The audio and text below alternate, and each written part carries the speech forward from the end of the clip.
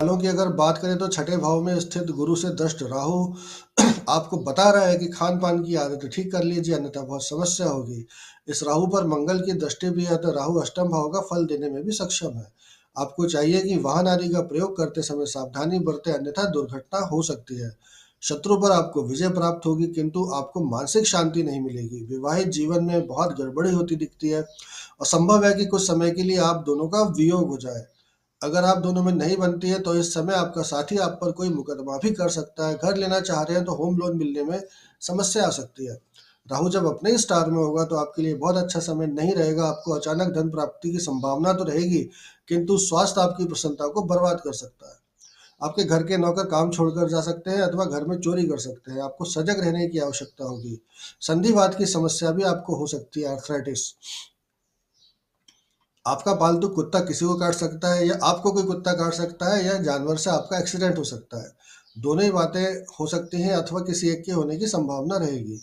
जब राहु मंगल के नक्षत्र में होगा तब आपको बहुत सावधान रहने की आवश्यकता होगी, क्योंकि यह समय आपको आर्थिक हानि देगा और दुर्घटना भी करवा सकता है। आपकी यात्राएं भी होंगी जो कि निष्फल रह सकती हैं। इस समय आपको ये ध्यान रखना है कि मंगल कहाँ गोचर कर रहा है। अगर इस समय मंगल 8-12 से निकल रहा हुआ तो कुछ ना कुछ बड़ी हानि आपको होने की बहुत संभावना है। किसी से हाथापाई होने की संभावना भी बन सकती है, ध्यान रखिएगा। केतु की अगर किसी की दशा चल रही हो अथवा दशा लॉर्ड केतु से किसी प्रकार से कनेक्टेड हो, तो उनको सपने में अजीब चीजें दिख सकती हैं। मोक्ष, धर्म, संन्यास की इच्छा बलवती हो सकती है। सफेद वस्त्र पहने स्त्रियां दिख सकती हैं अथवा बिना सिर के प्राणी विचरण करते दिख सकते हैं। इनसे घबराने की जरूरत नहीं है। आप आराम से चादर तान के सोइए, जय श्री राम बोलिए, भाड़ में जाए चिंता, अपना काम बनता। ग्रह का काम है आपको झूठे डर दिखाना, अपना काम है खा पी के सो, मजे करो।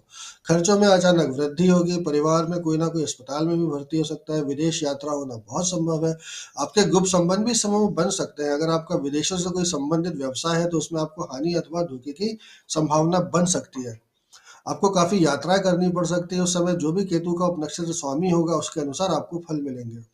मतलब ट्रांजिट में केतु का जो सबलॉर्ड चेंज होगा। धर्म में आपकी रुचि बढ़ सकती है और धार्मिक ग्रंथों के अध्ययन में आप व्यस्त हो सकते हैं, लेकिन धन हेतु प्रयत्न आपके चलते ही रहने वाले हैं।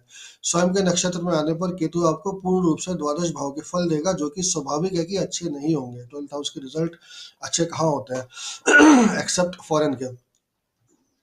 इस समय में आपको अपने खर्चों पर नियंत्रण रखना होगा। स्वास्थ्य का विशेष ध्यान रखना होगा। अनिद्रा के शिकार भी इस समय में आप हो सकते हैं।